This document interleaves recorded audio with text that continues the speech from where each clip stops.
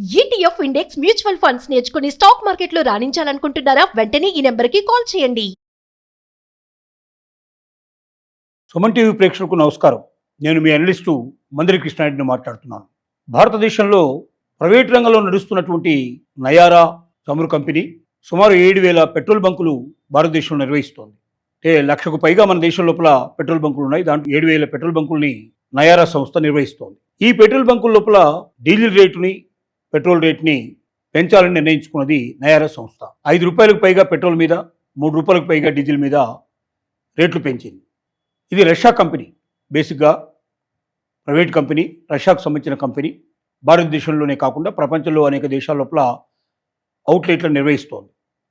ఇది ఎందుకు ఇలా చేయాల్సి వచ్చిందంటే, క్రూడ్ ఆయిల్ ధర ప్రపంచంలోనే $70 నుంచి ఒక బ్యారెల్కి $105 పైగా పెరిగింది.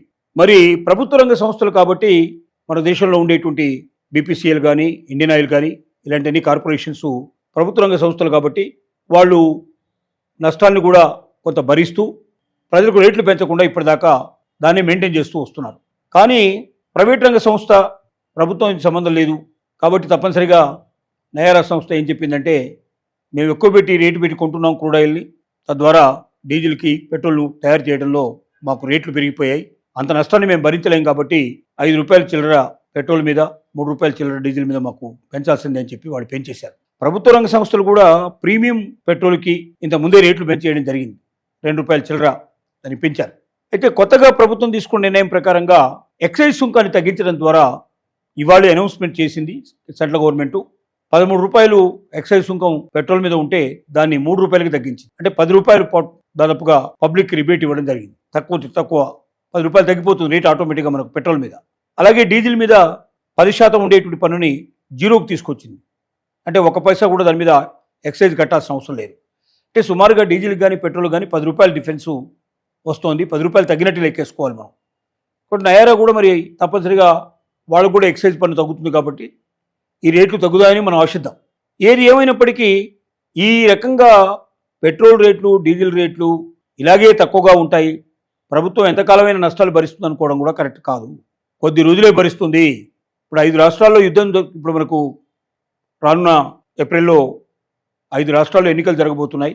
దాన్ని దృష్టిలో పెట్టుకుని కూడా కేంద్ర ప్రభుత్వం చాలా జాగ్రత్తగా వ్యవహరిస్తోంది. డీజిల్ పెట్రోల్ రేట్లు పెరిగినట్టయితే ఆటోమేటిక్గా ట్రాన్స్పోర్ట్ రేట్ అంతా పెరుగుతుంది.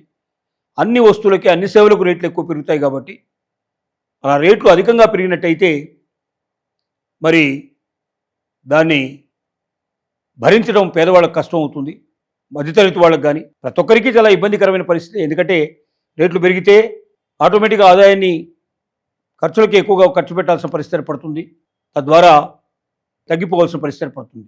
అవసరాలు పెరుగుతాయి, ఆదాయం తక్కువ ఉంటుంది, ఇబ్బంది పడే పరిస్థితులు ఎక్కువగా ఉంటాయి. వీటన్నిటిని దృష్టిలో పెట్టుకొని మరి డీజిల్, పెట్రోల్ రేటు వీలైనంత వరకు స్టెబుల్గా ఉండాలనే ప్రయత్నం ప్రతి ఒక్కరికి ఉంది. నయారా సంస్థ కూడా ప్రైవేట్ సంస్థ అయినప్పటికీ భారతదేశంలో 7,000 అవుట్లెట్ నిర్వహిస్తుంది కాబట్టి వాళ్ళ బాధ్యత కూడా దృష్టిలో పెట్టుకొని ఇప్పుడు ఎలాగో ఎక్సైజ్ సుంకం తగ్గింది కాబట్టి రేటు తగ్గడానికి అవకాశం ఉంటుంది అని మనం భావిద్దాం. భవిష్యత్తులో కూడా ఈ రేట్లు మరింత పెరిగితే తట్టుకోవడం చాలా కష్టం. కాబట్టి ప్రైవేట్ రంగ సంస్థలు తమ ప్రాధాన్యతని కూడా దృష్టిలో పెట్టుకొని భారత ప్రజల మీద ఎక్కువగా భారం పడకుండా అవసరమైతే కొంత నష్టాన్ని తాము భరించి మరి ప్రభుత్వ రంగ సంస్థలతోటి సమానంగా రేట్లు వాళ్ళు మెయింటైన్ చేసినట్టయితే అది ప్రజలకు బాగా ఉపయోగపడుతుంది కొంతమంది మేధావులు సూచిస్తున్నారు. కానీ ప్రైవేట్ రంగ సంస్థలు ఆ మాట వినవు. ఎందుకంటే నష్టానికి సిద్ధపడవు. ఏ కంపెనీ కూడా తాము పెట్టుబడులు పెట్టి రష్యా నుంచి దాన్ని ఆపరేట్ చేసుకుంటూ ప్రపంచ దేశాల లోపల నయారా సంస్థ నడిపిస్తున్నటువంటి పెట్రోల్ బంకులు, డీజిల్ బంకులు ఏవైతే ఉన్నాయో వీటి లోపల పెట్రోల్, డీజిల్ బంకులు వీటిలో తప్పనిసరిగా రేట్లు ఇంకా తగ్గితే బాగుంటుంది అని మనం అనుకుంటాం. కానీ వాళ్లకు లాభదాయకమైనటువంటి వ్యాపారాన్ని వాళ్ళు చేస్తారు. కాబట్టి ప్రజలు కొనే ముందర అది నయారా సంస్థ కాదా మనం చెక్ చేసుకొని, అది నయారా అయినట్టయితే ఇక్కడ రేట్లు ఎక్కువ ఉండే అవకాశం ఉంది, ప్రభుత్వ రంగం సంబంధించినటువంటి డీజిల్, పెట్రోల్ తక్కువగా ఉంటుంది, కాబట్టి మనం ఆ బంకే పోదాం, ఈ బంకులో మనం తీసుకోకూడదని నిర్ణయించుకోవాల్సింది. యుద్ధం జరిగేంత కాలం, ఈ రేట్లు ఉన్నంత కాలం వీలైనంత వరకు మనం ఇండియన్ ఆయిల్, మనకు రేట్లు తక్కువ ఉండేటువంటి ప్రభుత్వ రంగం సంబంధించినటువంటి బీపీసీఎల్ కానీ, ఇండియన్ ఆయిల్ కానీ ఇలాంటి పెట్రోల్ బంకుల్లోనే ఎక్కువగా మనం పెట్రోల్ కొట్టించుకోవడానికి ప్రయత్నం చేసినట్టయితే నయారాలో పెరిగినటువంటి రేట్లను మనం చెల్లించాల్సిన అవసరం మనకు ఉండదు. నయారా సంస్థ కూడా ఆటోమేటిక్గా అప్పుడు దిగొచ్చి ఈ సంస్థలతో పాటు ఈక్వగా వాళ్ళు కూడా ప్రజలకు తక్కువ రేట్ల లోపల డీజిల్ పెట్రోల్ అందించే అవకాశాలు ఉన్నాయనేది మనం మనవి చేస్తున్నాం.